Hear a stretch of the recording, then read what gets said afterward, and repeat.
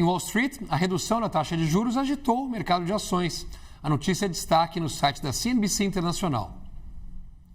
No pregão dessa quarta-feira, o Dow Jones ganhou quase 500 pontos, resultando em uma alta de 1,1%.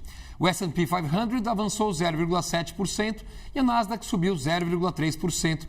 Como vimos, o Banco Central dos Estados Unidos aprovou mais um corte na taxa de juros, o que aumentou a esperança dos investidores que apostam em mais uma flexibilização monetária no próximo ano. E sobre a decisão do Federal Reserve, eu converso com Will Castro Alves, estrategista-chefe da Avenue, direto dos Estados Unidos. Boa noite, Will. Muito boa noite. Tudo bem com você?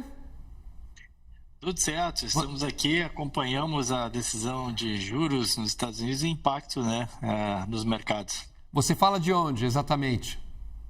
Estou aqui diretamente de Miami. Então você tem inclusive uma prefeita nova, uma prefeita democrata, que não acontecia há muitos anos, hein? Exatamente, as coisas mudando aqui em Miami, realmente chamou a atenção, talvez efeito já um pouco aí também da migração, de pessoas de fora da Flórida influenciando as eleições aqui em Miami. Como é que foi visto isso, essa questão de ter uma democrata depois de tanto tempo? Olha, no mínimo uma surpresa, chamou a atenção mesmo, assim, especialmente porque Miami passou por um crescimento muito aberto a negócios, o prefeito Soares foi muito bem visto, inclusive foi correr aí se lançou, sabendo que não iria levar, a sua indicação pelo Partido Republicano para ser candidato à presidência da República, mas é um cara que tem bastante interlocução no meio corporativo e a verdade é que fez um bom mandato, tanto é que Miami se tornou um hub de atração. Interessantes, o governador da Flórida, a Flórida como um todo tem performado muito bem, ambos republicanos, chamou a atenção e atraiu bastante negócio, atraiu bastante gente para cá.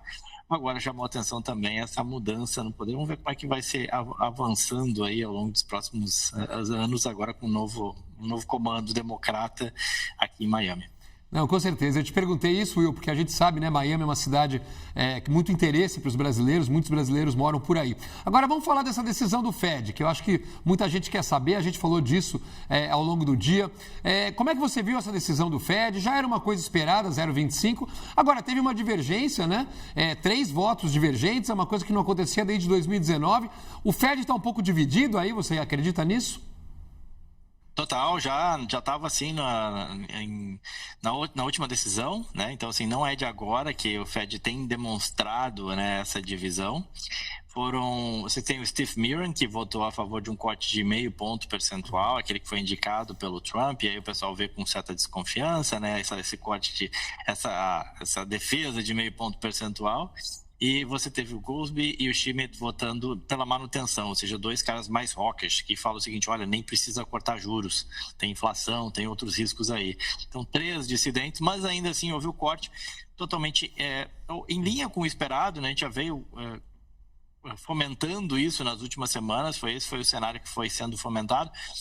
Cortou, mas é aquele corte hawkish, como estava sendo comentado aqui nos Estados Unidos, ou seja, corta, mas dá uma indicação de que não tem muito mais espaço para cortar juros, que corta agora, mas que deve parar por aí, e aí o próprio Powell fala wait and see, ou seja, vamos parar e esperar e olhar, ver como é que a economia vai se comportando, ver como é que os dados vão se comportando a partir daí, até porque pela falta de dados por conta do shutdown, vamos ver como é que tudo isso vai trabalhando junto para daí sim decidir se tem mais cortes de juros à frente. A verdade é que tem menos espaço, até porque a inflação ela continua rondando, continua reticente, mais perto dos 3% do que dos 2%, então não tem muito mais espaço para cortar juros, dado que já está em 13,5% a 3,75%.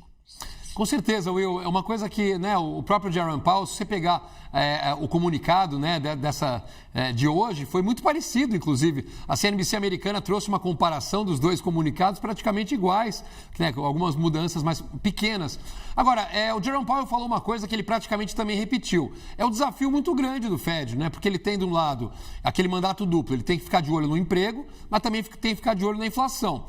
Ele tentou dar um gás ali no emprego, baixando os juros, mas na verdade, Will, como você lembrou bem, a inflação americana está em 2,8%, 3%, quando a meta é 2%, ou seja, 40% acima da meta, né?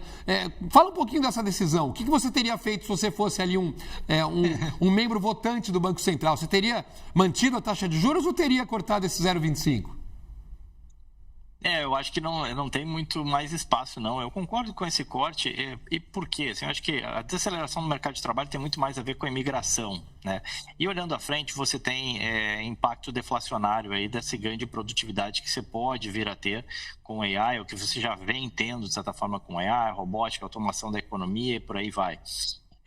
Agora, cortar 25 ou não, né, não vai fazer tanta diferença, não vai resolver a vida.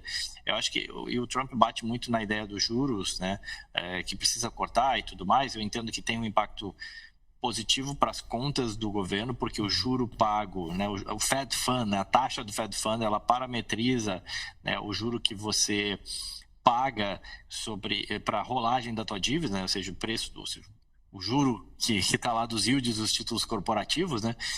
Então, obviamente, que quando cai, você gasta menos com juros, né? O encargo da dívida fica menor. Agora, para você motivar o mercado imobiliário, para você motivar a economia como um todo, o juro longo ele é mais importante. E aí, eu acho que assim, esse governo foi muito criticado por várias coisas e a verdade é que o cenário aquele dantesco que se imaginava não aconteceu, né? Ou seja, a inflação explodir, não, a inflação não explodiu, ela está ali reticente e tal, mas não explodiu. Um colapso da atividade econômica por conta de uma política comercial desastrosa não foi o caso, né? Muita gente falava que era o caso, então não foi.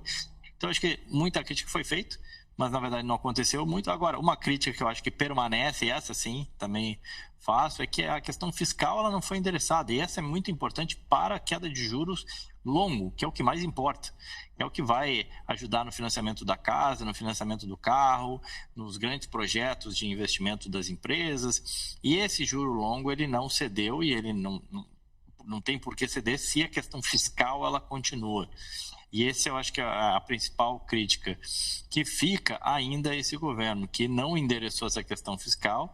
É bem verdade que as tarifas até trouxeram um alento, ajudaram, mas a Big Beautiful Bill ela gerou aí ela tende a gerar um impacto fiscal relevante, que sim, gera um estímulo para a economia, porque é menos impostos para as empresas e para os consumidores, e isso é bom, mas não trouxe o lado do corte de gastos. Eu acho que isso ou trouxe de forma muito tímida, é isso que fica quase como um balanço aqui de 2025, e eu faço isso porque não depende só do Fed, o Fed está fazendo a parte dele, né? Mas tem outras coisas importantes também para a economia destravar e crescer mais. Com certeza, vamos ficar de olho por aqui. Will Castro Alves, estrategista-chefe da Avenue, direto de Miami, nos Estados Unidos. Will, obrigado mais uma vez, boa noite para você. Muito obrigado, boa noite a todos.